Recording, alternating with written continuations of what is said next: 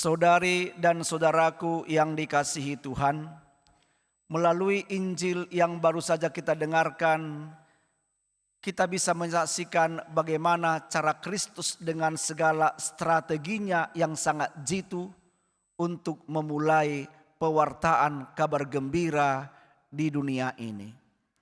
Konteksnya ialah waktu itu Yohanes Pembaptis telah ditangkap dan bahkan kepalanya sudah dipenggal. Itu terjadi di Yerusalem. Maka pusat perkotaan dan pemerintahan, pusat peribadatan yang terjadi di Yerusalem saat itu sedang terguncang atas peristiwa dipenggalnya kepala Yohanes Pembaptis. Maka Kristus dengan cara yang sangat bijak, dengan strateginya, dia memulai pewartaannya di luar Yerusalem. Maka dia pergi ke daerah Galilea, di daerah Kapernaum. Jadi dia mengawali misinya dari tempat yang kecil dan sederhana. Dengan harapan nanti orang-orang kecil dan sederhana yang telah dia ajari, dia berikan pembinaan-pembinaan, pengarahan-pengarahan, maka mereka menjadi hebat untuk menjadi pewarta kabar gembira. Dan benar di Galilea itu dia melihat ada Petrus, Andreas, Yakobus dan Yohanes. Mereka ini adalah kaum nelayan. Nelayan sebenarnya pada waktu itu termasuk kelompok minoritas. Kelompok yang tidak mapan dalam kehidupan. Mengapa tidak mapan? Karena nelayan itu tidak memiliki gaji yang datang setiap bulan. Sama seperti sekarang, orang berlomba-lomba jadi PNS. Mengapa? Karena setiap tanggal 1 ada yang mau ditunggu. Soal bagaimana kinerjanya nomor 3 lah itu. Tapi yang penting tanggal 1 gajian, pasti. Tapi orang yang jualan di pinggir-pinggir kaki lima itu, para nelayan, tidak pasti pendapatannya. Kalau goncang angin, ada badai, tak boleh berlayar. Maka tidak dapat ikan, tidak punya uang. Tetapi mengapa Kristus memilih orang-orang yang seperti ini? Orang-orang yang kecil dan sederhana, tidak berpangkat, tidak berpendidikan, tidak punya jabatan yang hebat. Yesus memilih orang-orang yang sederhana. Mengapa?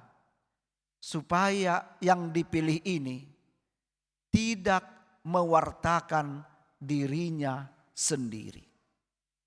Supaya orang yang dipilih yang kecil dan sederhana ini menjadikan dirinya seperti botol kosong yang mau diisi oleh Allah.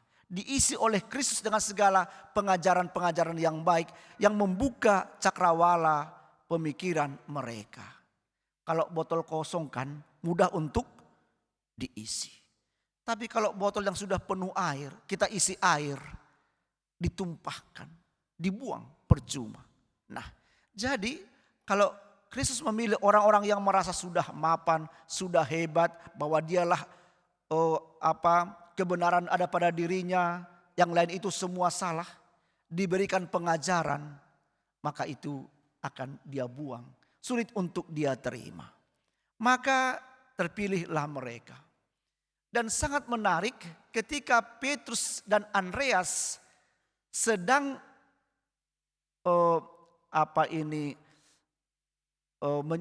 menyusun jalannya untuk pulang, merapikan jalannya, Kristus datang dan mengatakan, "Mari ikutlah aku." Maka mereka dikatakan sampai 2 kali segera meninggalkan jalannya. Nah, kemudian Yakobus dan Yohanes pun bahkan masih ada di sampingnya bapaknya. "Mari ikutlah aku." Dikatakan sekali lagi, maka Yakobus dan Yohanes pun segera, bahkan tidak hanya meninggalkan jalannya, kapalnya, bahkan meninggalkan bapaknya. Wih, luar biasa. Memang ternyata siapa yang telah ditangkap oleh Allah, dia itu berani melepaskan segala kemelekatan-kemelekatan yang ada pada dirinya.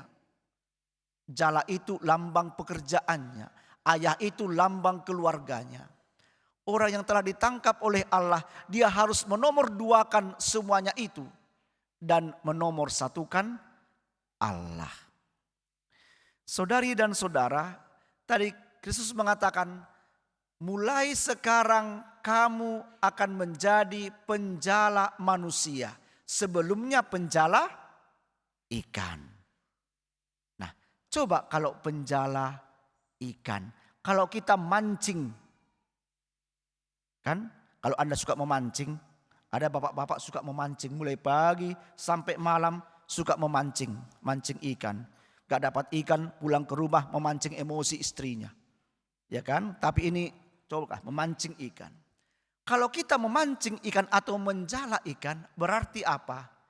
Ikan yang selama itu hidup di air, di sungai, dengan senangnya dia melenggak-lenggok seperti itu, indahnya. Dia berbahagia ketika kita pancing dia dapat, kita tarik dari habitatnya.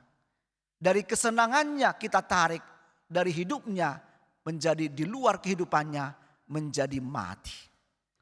Sama juga yang kita jala itu, dia sudah senang di lautan sana, di kolam sana, kita tarik lagi dari kehidupan menjadi kematian. Maka saya nggak berani saya memancing ikan, nggak tahan melihat gelepar-gelepar ikan itu menjelang kematiannya. Nah, lihat, itulah penjala ikan, mengambil yang hidup menjadi akhirnya mati. Dan Kristus membalikkan cara pandang mereka dan gaya hidup mereka. Sekarang kamu menjadi penjala manusia. Penjala manusia itu kebalikan dari penjala ikan. Penjala manusia artinya apa? Selama ini sudah banyak orang mati secara iman. Malas ke gereja, ateis praktis, tak ada Tuhan atau enggak ada Tuhan, enggak peduli. Tidak mau bergabung dengan saudara-saudaranya, mati di dalam iman. Orang-orang yang seperti ini mati dalam iman. Maka kamu kutugaskan untuk menjala mereka, menangkap mereka yang mati secara iman. Ajari mereka, buat bersaudara, bangun persekutuan, supaya akhirnya iman mereka, semangat hidup mereka menjadi bergelora, menjadi hidup kembali, dari yang mati menjadi hidup. Itulah pembeda penjala ikan dan penjala manusia. Maka saudari dan saudara, mari kita sadari, Anda telah dibaptis, Anda telah mendengarkan sabda Allah dan nanti menerima tubuh Kristus. Anda menjadi alter Kristus. Ada Kristus di hati Anda semua. Sepulang dari sini, mari kita menjadi penjala manusia. Menangkap semua manusia itu yang mati imannya, mati semangatnya. Dengan kata-kata kita, dengan sentuhan-sentuhan kebaikan kita, mereka itu menjadi merasa ternyata masih ada Tuhan di dunia ini sebagai pengharapan mereka. Sehingga hidup mereka tetap penuh semangat, optimis menjalankan hidup ini. Mari jadilah penjala manusia. Amin.